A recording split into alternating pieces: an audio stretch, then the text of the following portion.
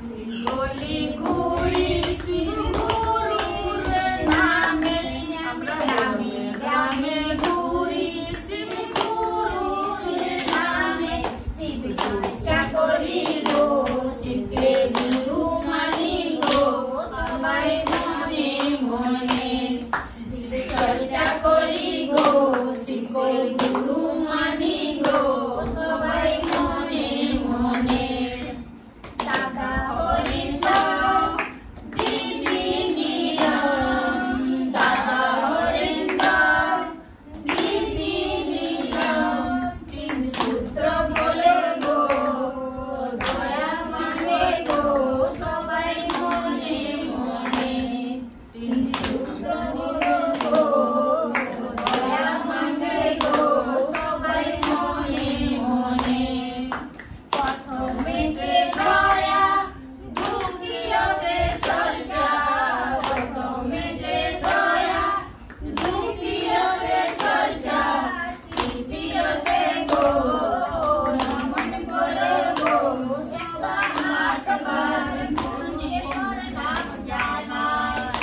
তৃতীয়তে গো নমন করো গো, 108 বার মনে পড়ে নাম জানা।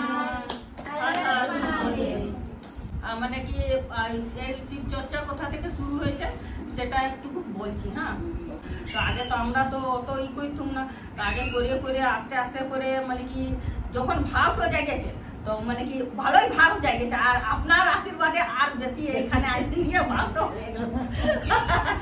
এই কি কথা আপনার ঘর থেকে বাবা, এই কৃষ্ণ ঠাকুর রাধা রানীর কৃপা থেকে আমাদের আর বেশি এখান থেকে শুরু হলো। শোনো, একজন মুচি ছিল। তো মুচি মানে বৈষ্ণব ছিল, সাধু, মানে মালাধারী বৈষ্ণব, বুঝতে পারছো তো? তো মালাধারী বৈষ্ণব ছিল, কিন্তু সে খুব নিষ্ঠাবান ভক্ত। তার মধ্যে শ্রদ্ধা ভক্তি মানে ভরপুর ছিল, মানে পরম ভক্তি। কিন্তু জাতিতে সে ছিল মুচি, নিচু জাতি। কিন্তু নিচু জাতির একটা কর্ম থাকে, তো তার কর্ম কি হয়েছে না, জুতা সেলাই। তো সে কি করেছে, একটা গাছের তলায়, বট গাছ একটা আছে, সে বট গাছের তলায় বসে আর জুতা সেলাই করে। তো জুতা সেলাই করে সে এত গরিব যে যেদিন ওর জুতা পায়, সেলাই পায়, সেদিন ওর সংসার চলে, আর যেদিন সেলাই পায় না সেদিন সংসার চলে না। তো ওইভাবে বসে গাছতলে প্রত্যেকদিন বসে থাকে। যেদিনে এলো সেদিনে সেলাই হলো, সেদিনে বাড়িতে সেবা হলো, আর যেদিনে হলো না সেদিনে উপবাস থাকলো। একদিন এখন বসে আছেন, মনে মনে চিন্তা করছেন যে আমি এমন কি কর্ম করেছিলাম, পূর্বজন্মে এমন কি কর্ম করেছিলাম আমি, যে এই জন্মে আমাকে এত গরিব হয়ে জন্ম নিতে হয়েছে। মনে মনে চিন্তা করতে করতে দেবঋষি পাদ নারদ এখন স্বর্গ থেকে চলে আসছে। তো যখন দেবঋষি পাদ নারদ চলে আসছে, হাতে বীণা আছে, নারদ মুনিকে দেখেই তো সবাই চিনে যাবেন যে এই নারদ মুনি বলে। তার সে তো পরম বৈষ্ণব, ও তো চিনতে বড় অসুবিধা নেই কিছু না। সঙ্গে সঙ্গে বলছে যে হে মণিবর, আপনি এসেছেন, আপনি কোথায় যাচ্ছেন? তো বলছেন যে আমি যাচ্ছি বৈকুণ্ঠে, আমি বৈকুণ্ঠে ভগবান শ্রী হরির সাথে দেখা করতে যাচ্ছি। বলছে ভালোই হলো, আপনি যখন হরির সঙ্গে দেখা করতে যাচ্ছেন, আমার মনের মধ্যে একটা জিজ্ঞাসা আছে। তো বলছি কি জিজ্ঞাসা বলো? বলছে আপনি যখন হরির কাছে যাবেন, শ্রীমান নারায়ণের কাছে যখন যাবেন, তখন আপনি ভগবানকে জিজ্ঞাসা করবেন যে আমি পূর্বজন্মে কি কর্ম করেছিলাম, যে এই জন্মে আমি এত গরিব হয়ে জন্মগ্রহণ করেছি। ঠিক আছে, আমি তো বৈকুণ্ঠ যাচ্ছি, আমি ভগবানকে জিজ্ঞাসা করবো। নারদমুনি গেলেন, নারদমুনি যেয়ে পরে ভগবানকে প্রণাম করলেন, স্তব স্তুতি করলেন, যা যা করার উনি করলেন। করার পরে যখন ফিরে চলে আসছে, তখন নারদমুনিকে ভগবানই খেয়াল করে দিচ্ছে, নারদমুনি কিন্তু ভুলে গেছে। ভগবানই জিজ্ঞাসা করে দিচ্ছে যে নারদ তুমি কিছু একটা ভুলে যাচ্ছে। তো নারদমুনি বলছে প্রভু কি ভুলে যাচ্ছে, কি ভুলে দিচ্ছে, কি বলছে? বলছে দেখো তুমি কিছু একটা বলছো। তখন নারদমুনির মনে করেছে হ্যাঁ ঠিক, একটা মুচি আমাকে এই কথাটা জিজ্ঞাসা করতে বলেছে ভগবান। বলছে প্রভু হ্যাঁ আমি একটা কথা কিন্তু ভুলে যাচ্ছি। তো বলছে বলো তুমি কি কথা বলে যাচ্ছ? বলছে প্রভু আমি যখন আপনাকে দর্শন করতে আসছিলাম বৈকুণ্ঠে, তখন আমার সাথে একদিন মুচি দেখা হয়েছে। সে কিন্তু পরম বৈষ্ণব, কিন্তু সে আমাকে জিজ্ঞাসা করেছে যে আমি পূর্বজন্মে কি এমন কর্ম করেছি যে এই জন্মে আমাকে এত গরিব হয়ে জন্মগ্রহণ করতে হয়েছে। আমার মনে কিন্তু চাই যে আমি একটা বৈষ্ণব সেবা করাবো, আমি প্রত্যেকদিন আমি বৈষ্ণবের সেবা করাবো, কিন্তু আমার অর্থ নাই, সেই জন্য আমি সেবা করাতে পারছি না। তো প্রভু কি এমন কর্ম করেছিল সেই মুচি, আপনি সেটা বলে দেন, আমি যে ওকে বলে দেবো। তো ভগবান বলছে পূর্ব জন্মে ও বিরাট বড় জমিদার ছিল, বহুত বড় জমিদার। তার অর্থ ধন সম্পদ একদম অঠেল, মানে ধনে পোকা পড়িত হয়, এত ধন, এত বড় লোক, মানে বণিক ছিল। বলছি তাহলে অত বড় যখন বণিক, অত বড় ধন সম্পদ, অত কিছু, তাহলে এই জন্মে এত গরিব বণিক করে? বলছে অত ধন সম্পদ টাকা পয়সা থাকা সত্ত্বেও ও কোনোদিন ধর্ম কাজ করে না, ভগবানের সেবায় কোনোদিন পয়সা লাগায় নাই, কোনোদিন কোনো সাধু গুরুকে সেবা করায় নাই, কোনোদিন কোনো একটা টাকা কাউকে দান করে নাই। এই জন্যে ও এই জন্মে এত গরিব হয়েছে। বলছে প্রভু তাহলে কি একটা টাকাও কোনোদিন দান করে নাই? বলছে না, একটা টাকা দান করেছিল, একটা টাকা দান করেছিল। কেমন দান করেছিল? ও এক জায়গায় যাচ্ছিল, হাঁটে হাঁটে যেতে যেতে একটা টাকা কুড়াই পেয়েছিল। একটা টাকা যখন কুড়াই পেলো, তখন ওই টাকাটা কুড়াই পরে ও মাথায় ঠেকাই পরে ওইখানে একটা সৎসঙ্গ চলছিল, ভগবত কথা হচ্ছিল, সেইখানে ওই টাকাটা দিয়ে দিয়েছিল। ওই একটা টাকা ওর জমা আছে। তো বলছে ওই একটা টাকাই জমা আছে? বলছে হ্যাঁ, ওই একটা টাকাই ওর জমা আছে। নারদমুনি চলে এলেন, এসে বলে মুচিকে বলছে, মুচি আমি তো ভগবানকে জিজ্ঞাসা করলাম, তো ভগবান বললো যে তুমি পূর্বজন্মে অনেক বড় লোক ছিলে, অনেক বড় বণিক ছিলে, তোমার ধন সম্পদ অনেক ছিল, কিন্তু তুমি কাউকে দান করো নাই, কোনো সেবায় কাজে লাগাও নাই, ভগবত সেবা করো নাই, বৈষ্ণব সেবা করো নাই, সাধু সেবা করো নাই, ওই জন্য তোমার কোনো পয়সা জমা নাই, তুমি ওই জন্য গরিব তুমি জন্মগ্রহণ করেছো, কারণ তুমি আগে জন্মে দাও নাই, কাউকে দিয়ে জন্মে পাবে কোথা থেকে? তখন মুচি বলছে যে মণিবর তাহলে কি আমার একটা টাকাও জমা নেই? আমি এমন কিছুই কাজ করিনি। বলছে হ্যাঁ, তোমার একটা টাকা জমা আছে, কিন্তু তোমার নিজের টাকা না। হ্যাঁ, তুমি পুরাই পেয়েছিলে, রাস্তাতে পুরাই পেয়েছিলে, সেই টাকাটা তুমি ওই ভগবত সেবায় দিয়েছিলে, সৎসঙ্গে দিয়েছিলে, ওই জন্য একটা টাকা তোমার জমা আছে। তো মুচি বলছেন যে মণিবর তাহলে আমার একটা উপকার করুন। বলছে কি উপকার করো? বলছে ওই একটা টাকাটা ভগবানের কাছ থেকে আমাকে দিলাম, একটা টাকাটা আমাকে এনে দাও। যে বলেছে একটা টাকাটা এনে দাও, নাহলে তুমি আবার ভগবানের কাছে গেল। বলছে প্রভু ওই মুচি বলছে ওই এক টাকাটা ফেরত দাও। ভগবান একটা টাকাটা দিয়ে দিলেন।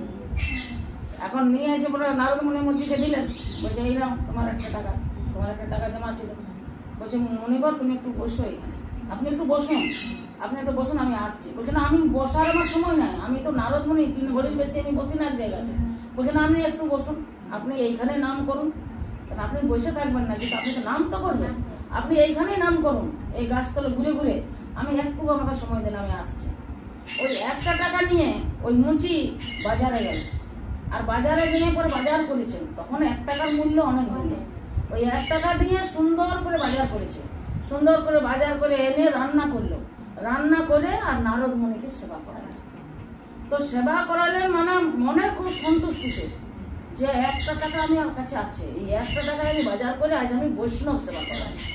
তো নারদমুনিকে সেবা করলেন, নারদমুনি তার সেবাতে খুব সন্তুষ্ট হলো, মানে এত সন্তুষ্ট হলো, এত আনন্দ হলো যে তার মানে মন থেকে আনন্দ আর ধরা গেছে না।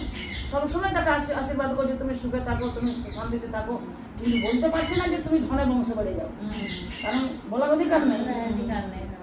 নিয়ে বলছে যে না তুমি ভালো থাকো, খুব সুন্দর, খুব মানে প্রশংসা করছে, প্রশংসা করে সেখান থেকে চলে গেল, নারদমুনি চলে গেল। পরের দিনে মুচি আবার গাছতলায় যাই বসেছে, চিন্তা করছেন যে আমার 1 টাকা তো জমা ছিল, তো 1 টাকা দিয়ে আমি একটা বৈষ্ণব সেবা করেছি, আজ আমি কি করবো? আজ তো আমার কাছে আর কিছু নেই। তো বসে বসে ভাবছেন, তখন যখন বসে আছেন, আবার দেখতে দেখতে ভোলেনাথ চলে আসছেন ওই রাস্তা দিয়ে। ভোলেনাথ যখন চলে এসছেন, তখন তো এইটা হয়েছেন মানে বৈষ্ণব, তো বৈষ্ণব একটা পরম বৈষ্ণবের দর্শন হয়ে গেছে, সঙ্গে সঙ্গে সাক্ষাৎ ষষ্ঠাঙ্গ প্রণাম করে দিয়েছেন। ষষ্ঠাঙ্গ প্রণাম করে দিয়েছে, ভোলেনাথ উঠালেন, বললেন ওঠো, তোমার কি মনের বাসনা বলো, তুমি কি বর চাও বলো। বলছে প্রভু আমার বর চাই না, আমার কোনো জিনিসের লোভ নেই। আগামীকাল দেব ঋষিপাল নারদ এসেছিলেন, বৈকুণ্ঠ যাচ্ছিলেন, তা আপনি কোথায় যাচ্ছেন আগে বলুন। বলছে আমিও বৈকুণ্ঠই যাচ্ছি ভগবান নারায়ণের সঙ্গে সাক্ষাৎ করার জন্য। বলছে আগামীকাল আমার 1 টাকা ভগবানের খাতায় জমা ছিল, সেই টাকাটা আমাকে নারদমুনি এনে দিয়েছিলেন, আমি বৈষ্ণব সেবা দিয়েছি। আজকে আমি ভগবানের কাছে আপনি জিজ্ঞাসা দেখবেন তো খাতা খুলে আমার নামে কিছু জমা হচ্ছে, নিয়ে এখন ভোলানাথ চলে গেলেন ভগবানের কাছে। ভগবানের কাছে যাই নিয়ে ওনাদের যা আলাপ আলোচনা সব কিছু হলো, হওয়ার পরে ভোলানাথ জিজ্ঞাসা করছে, বলছে আচ্ছা প্রভু, আমি যখন এখানে আপনার এখানে দেখা করতে আসছিলাম তখন একজন মুচির সাথে দেখা হয়েছে। সে কিন্তু পরম বৈষ্ণব, খুব ধার্মিক বৈষ্ণব, কিন্তু হত দরিদ্র, ওর ধন সম্পদ কিছু নাই।